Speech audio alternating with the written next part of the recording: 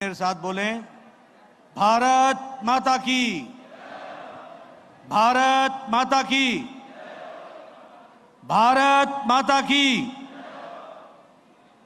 आज के इस नहीं सहेगा राजस्थान के महारैली में मंच पर उपस्थित पार्टी के बहुत ही जुझारू और संवेदनशील अध्यक्ष सम्माननीय सीपी जोशी जी,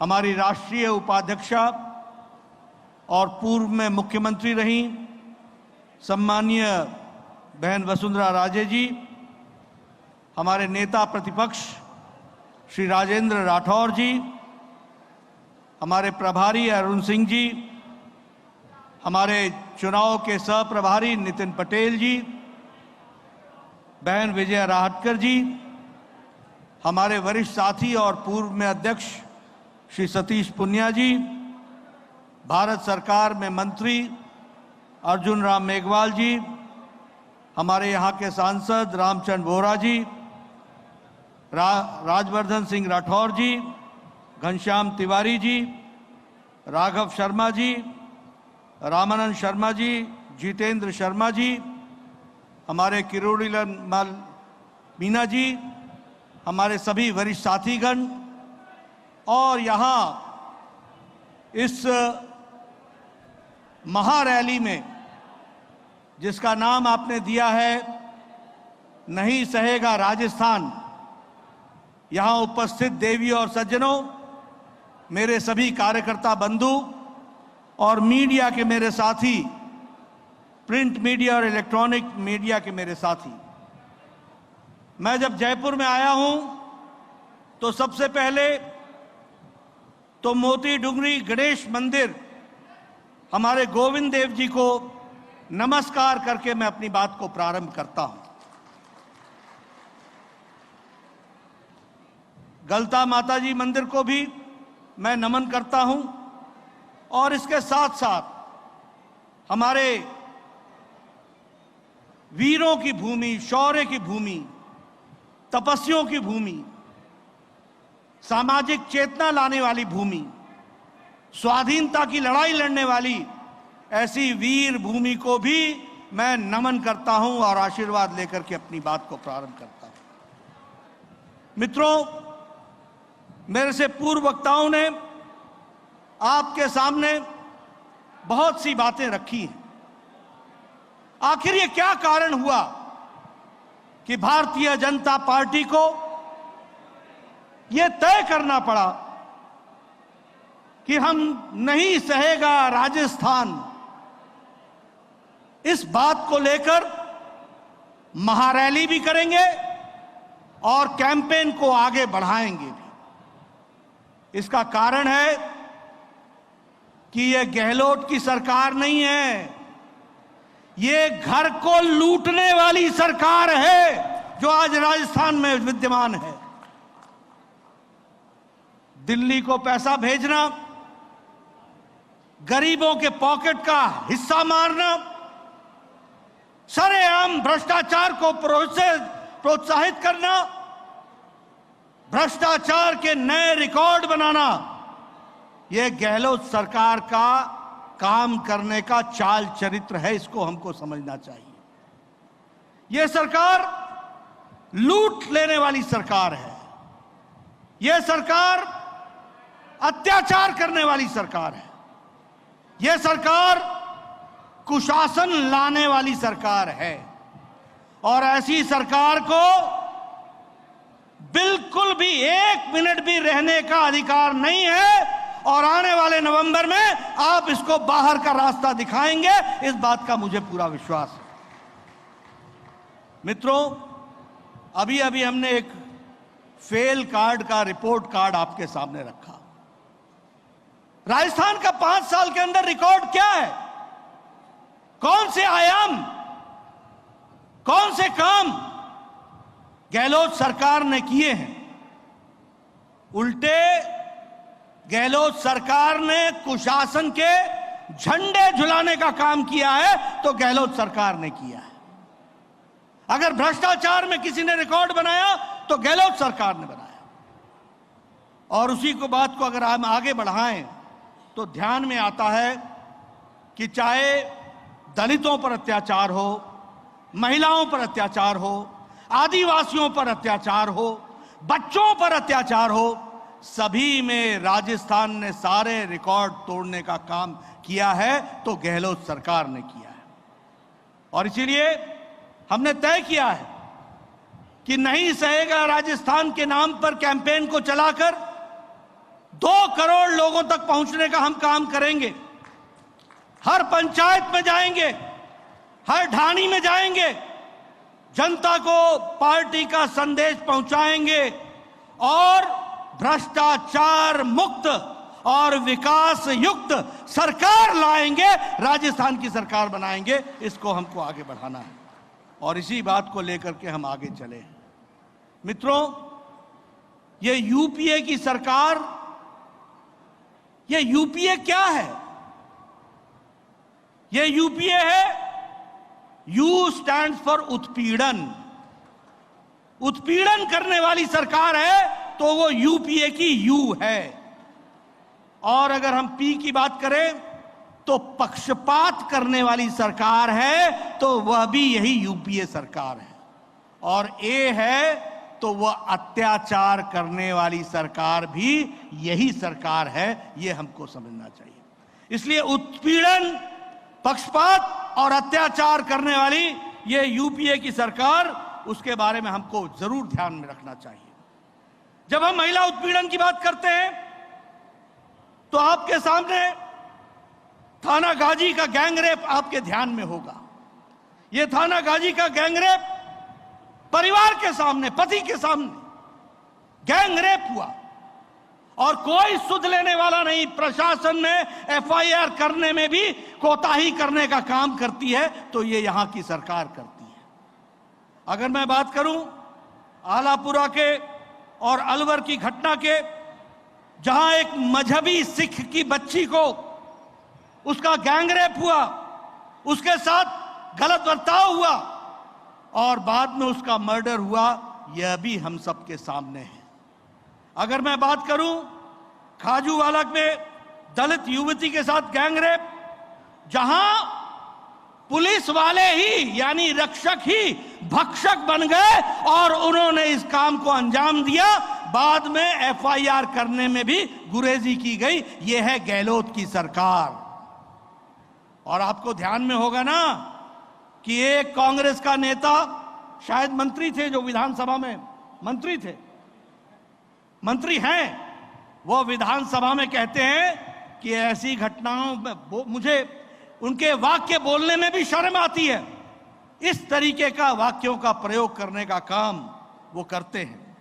अभी जो करौली में जो घटना घटी है अभी 2 दिन पहले, यह घटना मानवता को झिकझोर देने वाली घटना है।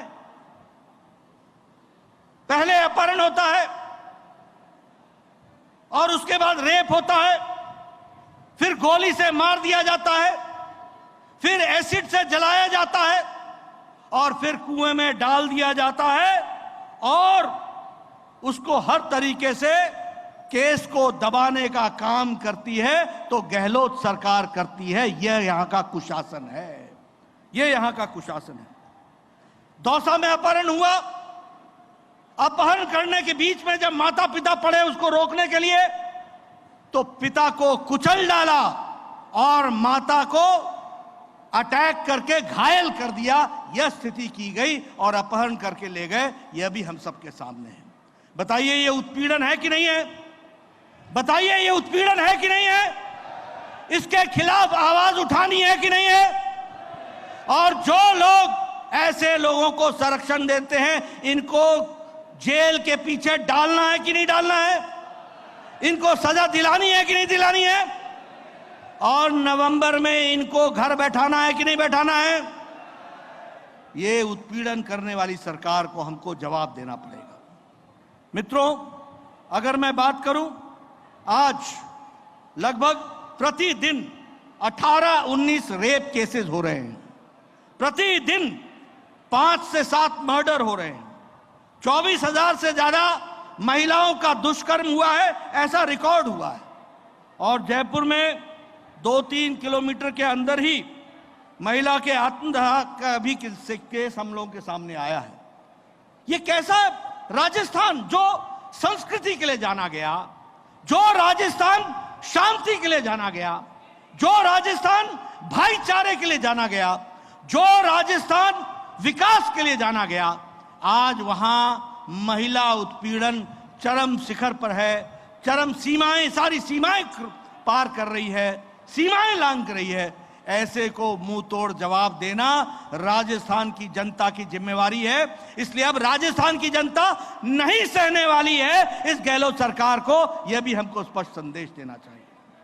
मित्रों, मुझे बताया गया कि लगभग 1,90,000 महिलाओं की घटनाएं घटी हैं।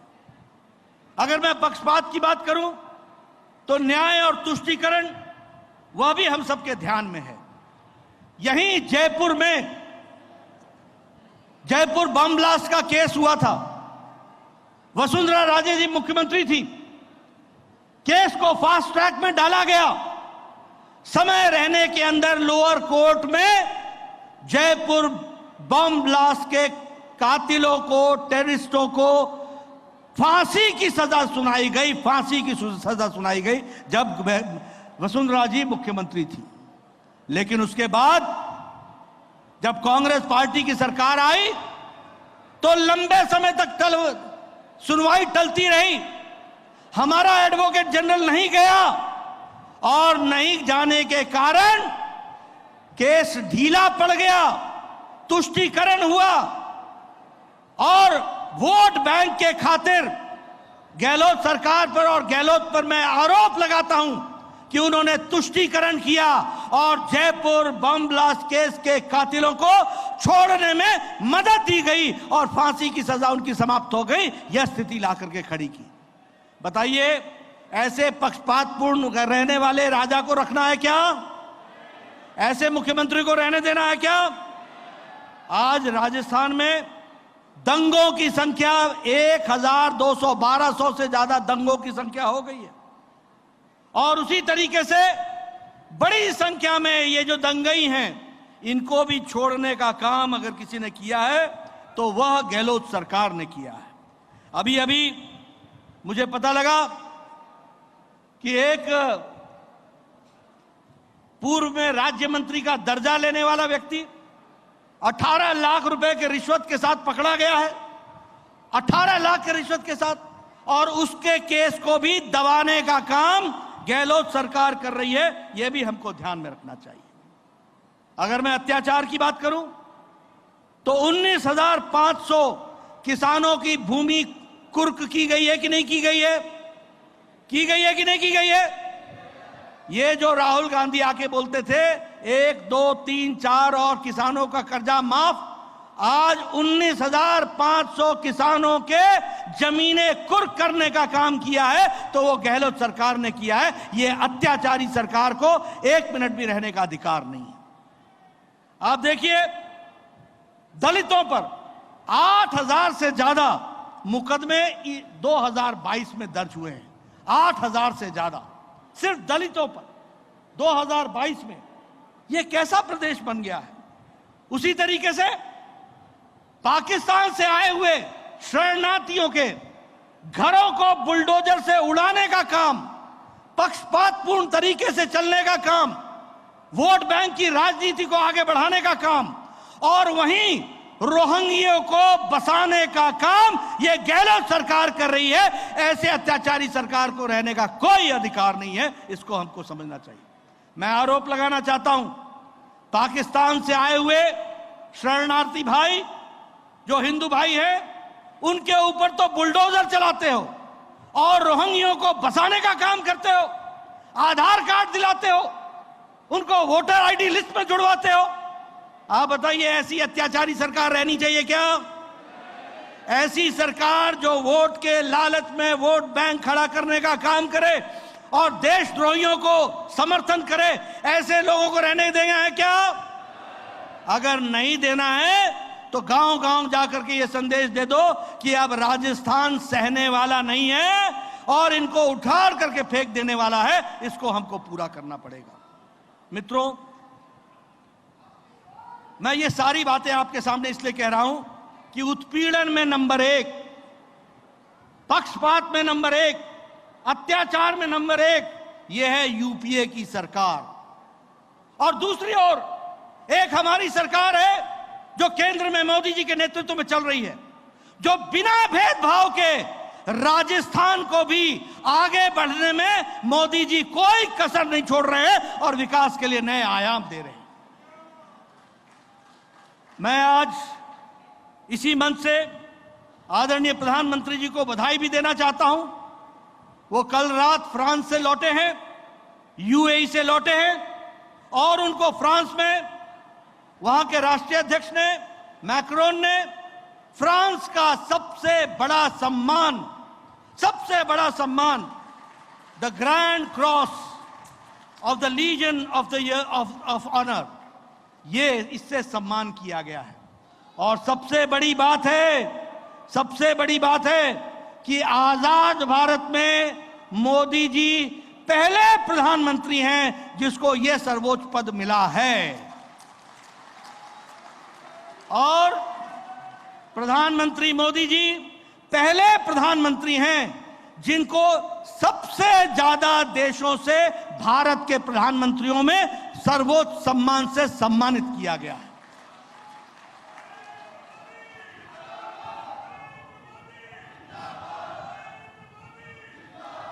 इसलिए मित्रों, एक तरफ उत्पीड़न, एक तरफ अत्याचार, एक तरफ पक्षपात और एक तरफ सबका साथ, सबका विकास, सबका विश्वास, सबका प्रयास, ये मोदी जी मंत्र लेकर के चले हैं। आज हम गौरव के साथ कह सकते हैं 80 करोड़ की जनता को प्रधानमंत्री मोदी जी प्रधानमंत्री गरीब कल्याण अन्न योजना में 80 करोड़ की जनता को 5 किलो गेहूं या 5 किलो चावल या 1 किलो दाल देने का काम उन्होंने लिया है। और आपको जानकर खुशी होगी कि राजस्थान में भी 4 करोड़ 40 लाख भाइयों को प्रधानमंत्री गरीब कल्याण अन्न योजना में 5 किलो गेहूं या 5 किलो चावल दिया जा रहा है। यह भी हमको समझना चाहिए। मित्रों, अभी एक रिपोर्ट आई है इंटरनेशनल मॉनिटरी फंड की। वो रिपोर्ट ये कहती है कि भारत की अति गरीबी 22% से घटकर 10% से भी कम रह गई है, 10% से भी कम। और भारत की अति गरीबी अब 1% से भी कम हो गई है। यह भारत की आर्थिक स्थिति के बारे में चर्चा होती है।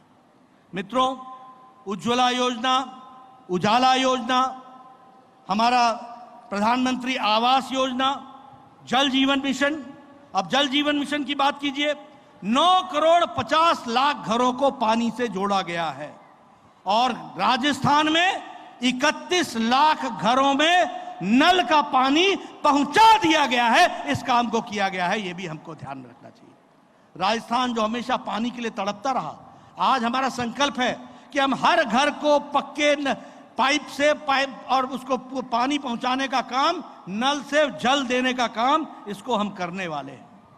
उसी तरीके से शौचालय में जहां 11 करोड़ शौचालय बने, वहीं 83 लाख शौचालय इज्जत घर राजस्थान में बने हैं और विकास की एक नई कहानी लिखी जा रही है। वो भी हमको ध्यान में रखना चाहिए। प्रधानमंत्री किसान सम्मान निधि, आने वाले समय में प्रधानमंत्री किसान सम्मान निधि फिर से उसकी किस्त मिलेगी, लेकिन 2000 रुपए हर चौथे महीने, साल का 6000 रुपए, और ये 11 करोड़ 78 लाख किसानों को खाते में पहुंचाया जाता है, जिसमें 70 लाख किसान राजस्थान के हैं जिनके खाते में 2000 हर चौथे महीने आदरणीय प्रधानमंत्री मोदी जी पहुंचाते हैं। बोलिए, ये गांव, गरीब, वंचित, पीड़ित, शोषित, दलित, महिला, युवा, सबकी चिंता मोदी जी करते हैं कि नहीं करते हैं? करते हैं कि नहीं करते हैं? अगर 12 करोड़ शौचालय बनाए तो आप बताइए कि इस इज्जत घर से महिलाओं को इज्जत, उनका ख्याल रखा गया कि नहीं रखा गया? उनकी चिंता हुई कि नहीं हुई?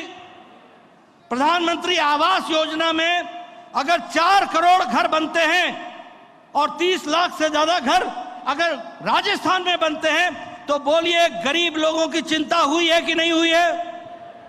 मित्रों, एक तरफ सबका साथ, सबका विकास, सबका विश्वास, सबका प्रयास, और एक तरफ उत्पीड़न, अत्याचार, पक्षपात। हमें तय करना है कि हमें राजस्थान की जनता को किस ओर ले जाना है।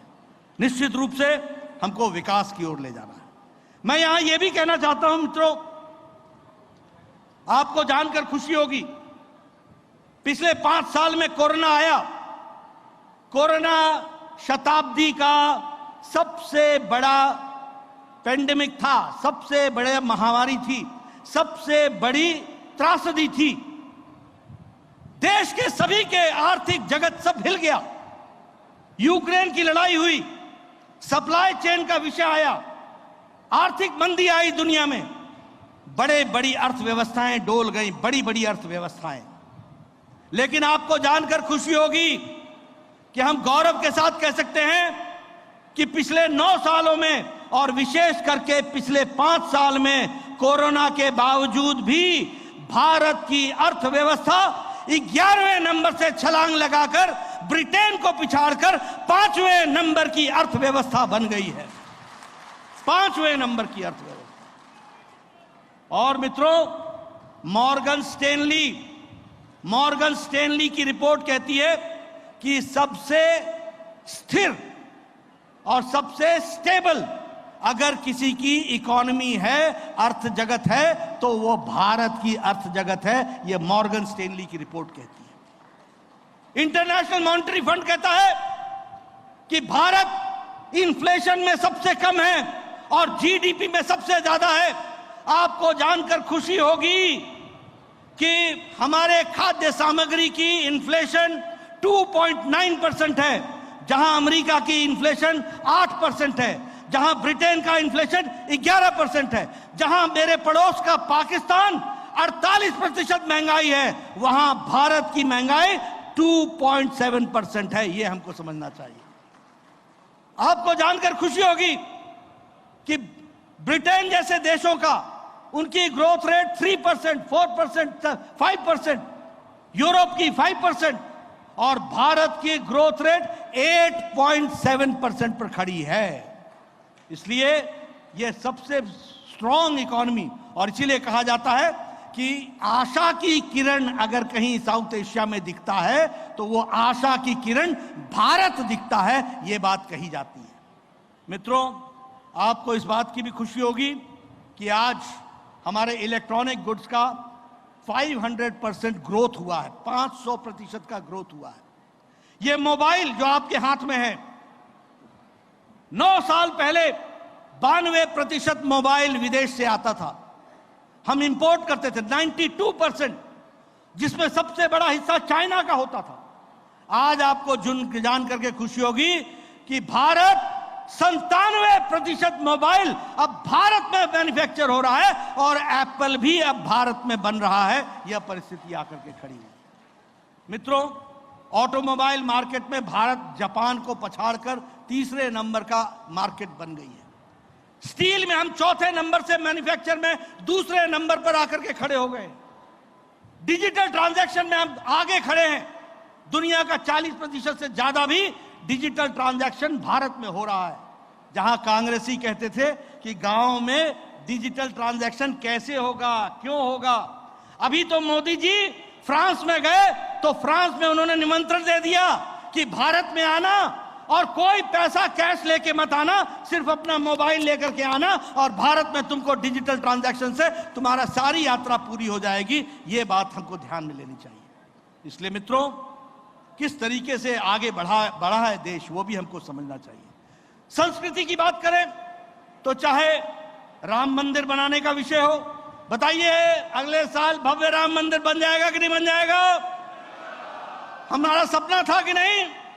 हम सबका सपना था कि नहीं? पूरा हुआ कि नहीं? केदारनाथ धाम का पुनर्जीर्णोद्धार हुआ है कि नहीं हुआ है? महाकाल का जीर्णोद्धार हुआ है कि नहीं हुआ है? उसी तरीके से सोमनाथ टेम्पल का जीर्णोद्धार हुआ है कि नहीं हुआ है? और अब पुष्कर का भी जीर्णोद्धार हो रहा है। 40 करोड़ रुपए, 40,000 करोड़ रुपए उस पर भी खर्च होंगे, 40 करोड़ उस पर भी खर्च होंगे और वहां ब्यूटिफिकेशन का काम होगा। इसलिए मित्रों, हमारी कोशिश है कि हम संस्कृति की रक्षा करें, गौरव संभालें, आगे बढ़े। और आगे बढ़ने में एक रोड़ा है, वो रोड़ा राजस्थान में उत्पीड़न का है, अत्याचार का है, पक्षपात का है और गृह लूट गहलोत सरकार का है। इसको हमको छुट्टी पानी है और विकास को नीचे तक पहुंचाना है। इस काम को हमको आगे बढ़ाना है। मित्रों, अगर मैं इंफ्रास्ट्रक्चर की बात करूं तो चाहे सड़क ले लो, आप बताइए आपको 9 साल में फर्क दिखा कि नहीं दिखा? अंडरपास, ओवरपास, एलिवेटेड रोड, 4 लेन, 6 लेन, 8 लेन दिखा कि नहीं देखा? आपको मुंबई से दिल्ली का कॉरिडोर दिख रहा है कि नहीं दिख रहा है? राजस्थान का उससे विकास होगा कि नहीं होगा? मेट्रो रेल्स का काम चल रहा है कि नहीं चल रहा है? एयरपोर्ट्स का काम चल रहा है कि नहीं चल रहा है? मित्रों, Airways, roadways, railways, 400% budget railway का राजस्थान का बढ़ाया गया है। 400% बजट बढ़ाया गया है। इसलिए मित्रों, मैं आपसे सिर्फ एक ही बात कहना चाहता हूं कि विकास के नए आयाम लिखे गए हैं और विकास को आगे बढ़ाने का काम, उसमें कोई भी कसर नहीं छोड़ी गई है। अभी 8 जुलाई को आदरणीय प्रधानमंत्री जी बीकानेर आए थे और 24,300 करोड़ रुपए के या तो शिलान्यास कर गए या उद्घाटन कर गए। वो राजस्थान की उन्होंने तस्वीर बदली है। और उसी तरीके से भिवाड़ी में ट्रांसमिशन सेंटर 1,03,040 करोड़ का वो भी दिया है। और मुझे एक बात की खुशी है, मैं यहां जरूर कहना चाहूंगा, वसुंधरा जी आप पहले विपक्ष की नेता थी, बाद में आप मुख्यमंत्री बनी। बताइए उस समय कितने मेडिकल कॉलेज थे और मोदी जी के आने के बाद 23 मेडिकल कॉलेज राजस्थान को दिए गए कि नहीं दिए गए? हर जिले को एक मेडिकल कॉलेज, जिसमें मुझे याद है कि 7 मेडिकल कॉलेज खुल गए थे और बाकी मेडिकल कॉलेज खुले जा रहे थे। इसलिए विकास की एक नई कहानी हमारे नेताओं ने, हमारे एनडीए की सरकार ने किया है। इसको भी हमको समझना चाहिए। लेकिन हाँ, आपके सामने में आप कहोगे कि जेपी नड्डा ने एक पोस्टर उठा करके फेल्ड रिपोर्ट गहलोत की दिखा दी। ऐसा मैं सिर्फ पोस्टर नहीं दिखाता हूं, मैं पत्रकारों को याद दिलाना चाहता हूं। बताइए, गहलोत सरकार ने कहा था कि नहीं कहा था कि एग्रीकल्चर के मशीन्स पर, फार्मर्स के ट्रैक्टर पर हम जीएसटी को हटा देंगे? कहा था कि नहीं कहा था? हटा दिया क्या? हटाया क्या? बताइए, कहा था कि नहीं कहा था कि मैं स्पाइस बोर्ड बनाऊंगा? कहा था कि नहीं कहा था? स्पाइस बोर्ड बन गया क्या? कहा था कि नहीं कहा था कि हम एनिमल हस्बेंड्री और डेयरी को आगे बढ़ाएंगे? बढ़ा दिया क्या? बढ़ा क्या? आप बताइए। उन्होंने कहा था कि मैं जल घर में पहुंचाऊंगा, किया क्या उन्होंने? किया क्या? मित्रों, मैं आपसे पूछना चाहता हूं, उन्होंने कहा था कि शेड्यूल कास्ट, शेड्यूल ट्राइब और ओबीसी का बैकलॉग मैं खत्म करूंगा। कर दिया क्या? मेघवाल जी किया क्या? आप तो सब जानते हैं, किया क्या राठौर साहब? वसुंधरा जी किया क्या? ये इनका रिपोर्ट कार्ड है। बताइए, कहा था कि हम शहीदों के पत्नियों को नौकरी देंगे और उनका घर बसाएंगे। किया क्या? आज 2 बहनें आई थी, मैं करोड़ीमल जी को बधाई देना चाहता हूं और धन्यवाद देना चाहता हूं, जिन्होंने उनकी लड़ाई लड़ी है। और मैं आपको वायदा करता हूं कि आगे हम सब मिलकर के लड़ाई लड़ेंगे और हम उनका न्याय दिलाएंगे। इस बात का आपको विश्वास दिला दूं। इसलिए मित्रों, ये जो कांग्रेस पार्टी है, ये जो गहलोत की पार्टी है, ये हर तरीके से घोटाले करती है। दूसरा रिपोर्ट कार्ड बताऊं क्या? आप बताइए, वृद्धावस्था पेंशन में 450 करोड़ रुपए का घोटाला हुआ कि नहीं हुआ? हुआ कि नहीं हुआ? आप बताइए, भ्रष्टाचार निवारण अधिनियम में 511 मामले दर्ज हुए कि नहीं हुए? और उनका कोई नतीजा अभी तक नहीं निकला है। आप बताइए, गहलोत परिवार के लोग हजारों के कॉन्ट्रैक्ट ले रहे हैं कि नहीं ले रहे हैं? ले रहे हैं कि नहीं ले रहे हैं? परिवार का पोषण चल रहा है कि नहीं चल रहा है? ये इनका रिकॉर्ड है। मित्रों, आप बताइए, मैं भरतपुर गया था। भरतपुर के मंत्री के पति ने रेप और मर्डर का केस है कि नहीं है? भरतपुर के मंत्री के, मैं ठीक बोल रहा हूं? भरतपुर के मंत्री के पतिदेव पर मर्डर का और रेप का केस है कि नहीं है? और गहलोत सरकार उसको बचा रही है कि नहीं बचा रही है? ये अत्याचार है कि नहीं है? ये उत्पीड़न है कि नहीं है? ऐसी सरकार को रहने देना है क्या? मित्रों, आजकल इन्होंने एक नया शगुफा छोड़ा है और वो है पीडीए। और पीडीए क्या है? Patriotic democratic alliance. मैं पीडीए को कहना चाहता हूं कि ये प्रोटेक्शन ऑफ डायनेस्टीज अलायंस है। ये प्रोटेक्शन ऑफ डायनेस्टीज अलायंस है। ये परिवारवाद को बचाने का तरीका है। आप बताइए, समाजवादी पार्टी अखिलेश और डिंपल की पार्टी रह गई कि नहीं रह गई?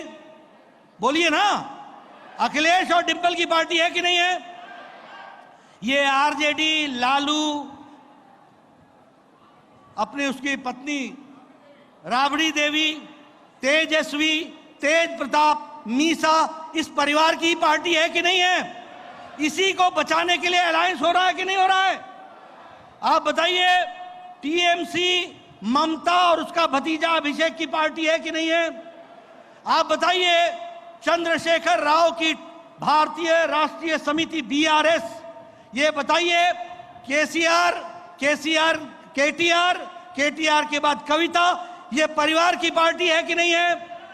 आप बताइए, करुणानिधि के बाद स्टालिन के बाद उदयनिधि, ये परिवार की पार्टी है कि नहीं है? आप बताइए, ये शिवसेना उद्धव और आदित्य की पार्टी है कि नहीं है?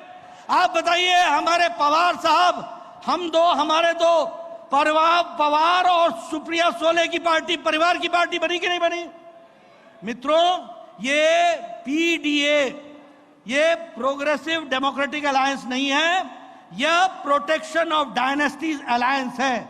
ये सब लोग अपने परिवारों को बचाने के लिए ये अलायंस में आते हैं और मोदी जी देश को आगे ले जाने के लिए काम में जुटते हैं। ये हमको फर्क समझना चाहिए। इसलिए मेरे से कल एक पत्रकार ने पूछा, ये आपको ये जो अलायंस हुआ है इसके बारे में क्या कहना है? मैंने उनसे कहा, मुझे कुछ नहीं कहना है। ये तस्वीर बनाने के लिए अच्छा है कि एक साथ तस्वीर बनती है। आप बताओ, फारूक अब्दुल्ला और मुफ्ती महबूबा मुफ्ती, ये तो पहले से ही एक थे, इसमें नई बात क्या है? आप बताइए कि ये समाजवादी पार्टी कांग्रेस के साथ चुनाव लड़ी थी कि नहीं लड़ी थी? ये समाजवादी पार्टी बीएसपी के साथ चुनाव लड़ी थी कि नहीं लड़ी थी? आप बताइए, जेडीयू और आरजेडी साथ लड़े थे कि नहीं लड़े थे? आप बताइए, टीएमसी और कांग्रेस और कम्युनिस्ट साथ लड़े थे कि नहीं लड़े थे? ये तो पहले से मिले, कौन किसको क्या देगा? कोई किसी को कुछ नहीं दे सकेगा। बचाने का इरादा सिर्फ ये है कि इनके ऊपर केस ना हो और इनके परिवारों को बचाया जाए। ये परिवार बचा रहे हैं, ये पार्टियां परिवार की पार्टियां हैं और मोदी जी देश को आगे ले जा रहे हैं। इस बात को हमको समझना होगा।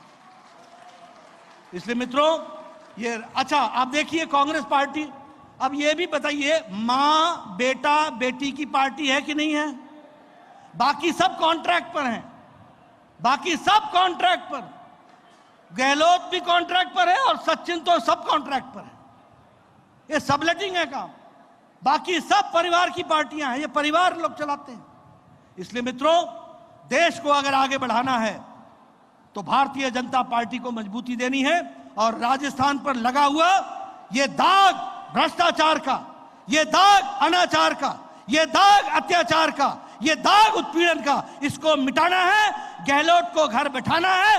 राजस्थान अब सहने वाला नहीं है। हमने आगे बढ़ना है और विकास के नई गाथाएं लिखनी है।